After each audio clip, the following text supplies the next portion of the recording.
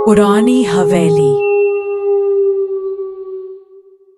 अजय और रवि बचपन से ही दोस्त थे, लेकिन स्वभाव में जमीन आसमान का फर्क था। अजय निडर और जिज्ञासु, जबकि रवि हमेशा डरपोक और सावधान।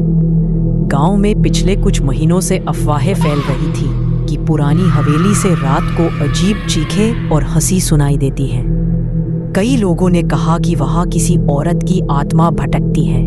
गांव की बुजुर्ग अक्सर चेतावनी देते, उस हवेली के पास मत जाना, वहां जो भी गया वापस नहीं लौटा। लेकिन अजय इन बातों पर हंस देता। भूत प्रेत कुछ नहीं होते, ये सब गांव वालों की कहानियां हैं।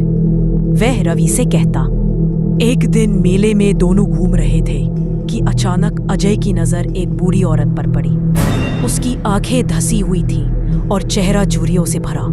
वह सीधे अजय के पास आई और धीमे स्वर में बोली, अगर तेरे पास हिम्मत है तो हवेली जा आधी रात को, तभी तेरी मुलाकात असली सच्चाई से होगी। रवि यह सुनकर कांप उठा। उसने अजय का हाथ पकड़कर खींचा और वहां से दूर ले गया। ये सब मनहूस औरतें झूठ बोलती हैं, मत मान उसकी बात। पर अजय के दिमाग में वही शब्द गूंजते रहे, आधी रात को असली सच्चाई।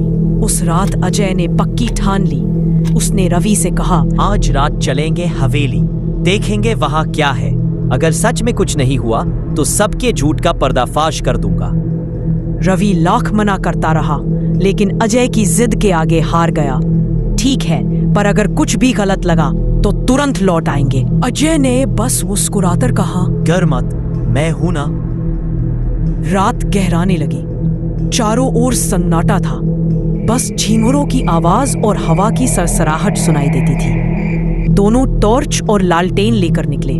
खेतों के बीच से होकर कीचड़ भरे रास्तों को पार करते हुए वो उस सुनसान इलाके में पहुंचे जहां हवेली खड़ी थी। चांद बादलों के पीछे छिप छिप कर झांक रहा था।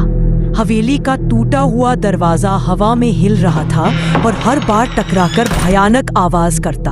उसकी टूटी खिड़कियों से अंधेरा भीतर झांक रहा था, जैसे किसी का मुंह खुला हो। रवि की हालत खराब थी। उसने फुसफुसाकर कहा, अजय, मुझे अच्छा नहीं लग रहा, चलो वापस चलते हैं। अजय ने उसकी पीठ थपथपाई और बोला, बस थोड़ा हिम्मत रख, देखते हैं ये डर हमें कहां तक ले जाता है। और तभी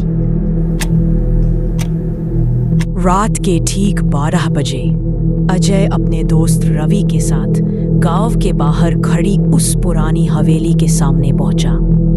हवेली के बारे में कहा जाता था कि वहां से अजीब अजीब आवाजें आती हैं और कई लोगों ने भीतर जाने की कोशिश की, लेकिन कभी लौटकर नहीं आए। अजय को भूत प्रेत जैसी बातों पर यकीन नहीं था, पर रवि हमेशा डरता था।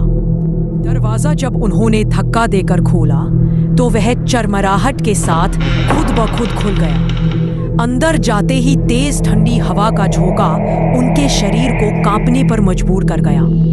कमरे की दीवारों पर पुराने चित्र टंगे थे, जिनकी आंखें ऐसे लग रही थी जैसे उन्हें देख रही हो। अचानक रवि ने धीरे से कहा, अजय, ये सब ठीक नहीं लग रहा, चलो बाहर चलते हैं। लेकिन अजय जिद पर अड़ा था। दोनों भीतर बढ़े और सीढ़ियों से ऊपर चढ़े। तभी पीछे से किसी लड़की की धीमी पर बेहद दर्दनाक हंसी सुनाई दी। उन्होंने पलटकर देखा, वहां कोई नहीं था। ऊपर पहुंचते ही एक कमरा मिला, जिसकी चौखट पर सूखे खून जैसे धब्बे थे। अजय ने दरवाजा खोला और देखा कि अंदर एक टूटी फूटी झूला कुर्सी हिल रही थी, जैसे कोई अदृश्य शक्ति उस पर बैठी हो। अचानक झूले पर बैठी परछाई दिखाई दी। लंबे खुले बाल, सफेद चेहरा और गहरी काली आंखें। उसने खौफनाक आवाज में कहा, क्यों आए हो मेरी नींद में खलल डालने? रवि डर के मारे भागा, लेकिन अजय जैसे पत्थर का हो गया। वो औरत धीरे धीरे उसकी तरफ बढ़ने लगी और उसकी सांसें जैसे जामने लगी। आखिरी बार अजय ने देखा कि उस औरत का चेहरा उसकी आंखों के बिल्कुल सामने था और फिर सब कुछ अंधेरा हो गया। सुबह गांव वालों को हवेली के दरवाजे पर केवल रवि बेहोश मिला।